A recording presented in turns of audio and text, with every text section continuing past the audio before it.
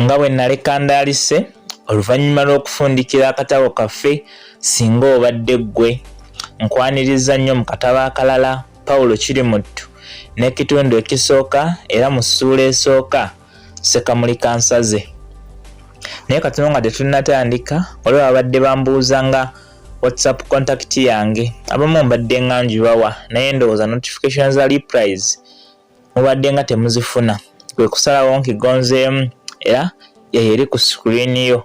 Ngitabire ne mu description atasobodde kugirabira wano nga wandyagadde tuwayeemu ng'abenda ya Nakalaama keberayo nja kuba nkulinze. Oluvannyuma lwa bino munzikirize butereevu watali kulinda nsumulirewo akatabo kaffe Pawulo Kirimuttu akanyuvu obwenkanidde awo n'ekitundu ekisooka era essuula esooka Sekamuli kansaze.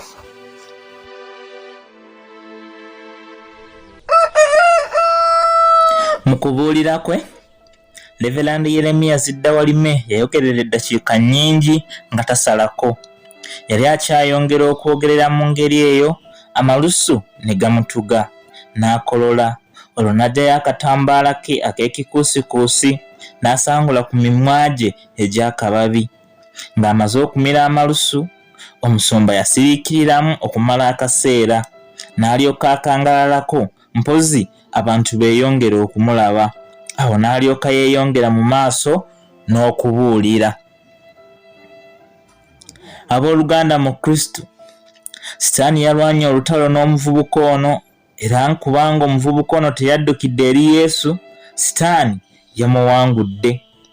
Ffenna tumanyi bulungi kitaawe wa Pawulo ono bazibumbira, omusajja eyafa nga mu Kristo mulungi. Yatuukiriza obuvunaanyizibwa bwe ng'omuzadde. Omwana ono afudde, yazaalibwa mu mateeka ga kkanisa, yabatizibwa era yassibwako emikono.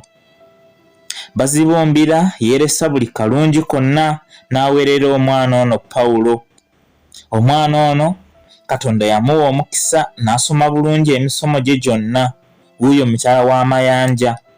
Ng'amaze okusoma, Pawulo ono yafuna omulimu omulungi era ogw'obuvunaanyizibwa, anti nga yayingiza banne bonna mu mirimo era bazibumbire okugenda okwebaka emagombe.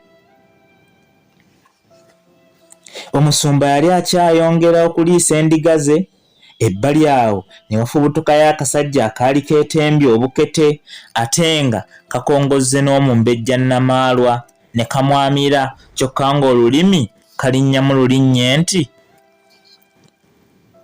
"Brother, wazza kuziika nandiki kuziikula baveda. Ddamu brother, ndaba kuno okuva kw'ono mulenzi kubadde Sekamuli kansaze, zikyo baaba anze ngamba." Akasajja kaali kakyatavujjana ate neefubutukayo eŋŋwaŋŋuli y'omusajja n'akasindika eri n'akatujja ennume y'ekigwo betu. Wabula olw'okuba kaali kakooye dda, olwagwa eri kaafuluuta bufuluusi. Bwe yalaba nga badde amusibyeko akanyaaga awummudde, Reverand yasiimuula ku bugaalubindi bwe n'alyoka ayongera okuliisa endiga ze.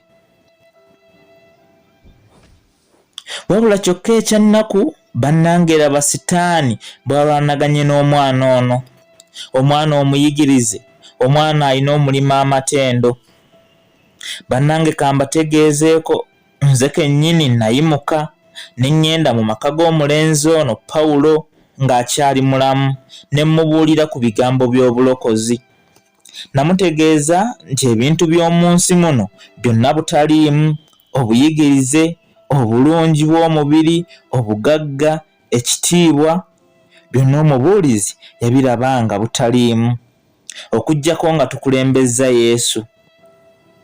Mukwano gwange oyo agalamidde wali, nakanda kumugamba ebyo nali ng'afuuyira endiga omulere, era bw'atyo afudde ng'omuddu wa Sitaani, era ffenna kati tutya n'okumutuukirira.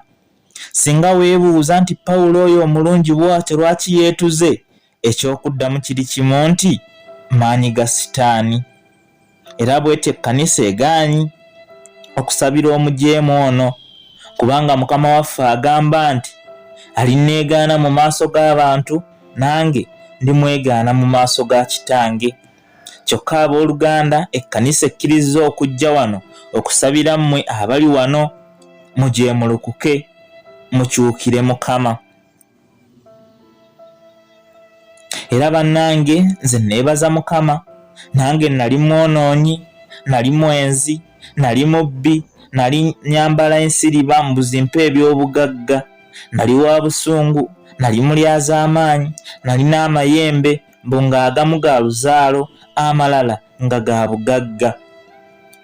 Kyokka ku lunaku lumu, era nkyalujjukira bulungi, lwali lwa Ssabbiiti, ennaku z'omwezi 24 omwezi gwa Okitoba omwaka ogwa 31, Yesu n'ajja gye ndi n'andabikira, n'andaga omuliro ogwali gunnindiridde ku lunaku olw'oluvannyuma. Ate n'andaga ekibuga Sayuuni, ne mpulira eddoboozi nga limbuuza nti, Yeremiya, omaliridde okugenda mu muliro guli? Toyagala kibuga kino? Ekibuuzo ekyo kyankuba wala. Mu butuufu nga nzaani Yeremiya waabwe eyali tayagala kibuga kya Katonda. Nakkiriza ne neenenya ne njatula nti ndokose. Bannange abali wano, ffe baani abatayagala kibuga kya Katonda? Ffenna tuteekwa buteekwa okukyagala. Mu kumaliriza, Leverandi Yeremiya yabuulira Abakristaayo beegayirire Mukama abasseemu omwoyo ogwagala ekibuga kino. Omugenzi Pawulo yaziikibwa mu ssaalu mu kisenyi ekyali kisimbidde ddala ku nnimiro y'emmwanyi eyanguli kaawonawo jjajjaawe. Pawulo yaziikibwa abantu mpawe baaga, omulambo gwe Ssensalire mutabani wa mwannyina ye yagusala ku wuzi. Teyasabirwa, era omulambo gwe gwakubwamu n'emiggo. Yazingibwa mu kitentegere kimu bemmummululu, mpozi n'akakooyi mwannyina ke yeeyambula. Abantu baaziika kasirise, era okuggyako mwannyina w'omufu n'ennambalirwa, tewali muntu mulala yakulukusiza Pawulo ku maziga. Kannambalirwa kaali kakwano ka Pawulo kadda, era yali yakafunyisa n'olubuto nga kakyali mu ssomero. Olwo nga ye yakakomawo okuva emitala w'amayanja. Kaazaala omwana mulenzi, kyokka bambi omwana yafa nga wa myezi 3. Kyokka kitaawe waako Pereezi yagaanira ddala okuddayo okukaweerera. Omanyi, yali musajja wa mbazuulu. Kaali kawala ka katakketakke ka kitema nga kalina ekyenyi kya lubiri n'enviiri za masadde. Enviiri zaako zaali zitankuuse era nga zijjudde ebisubi. Kaali kambadde bulawuzi ya bbululu omusiiwuufu era nga njulifuko mu nkwawa, nga wansi kakubiddeko ekiwalume.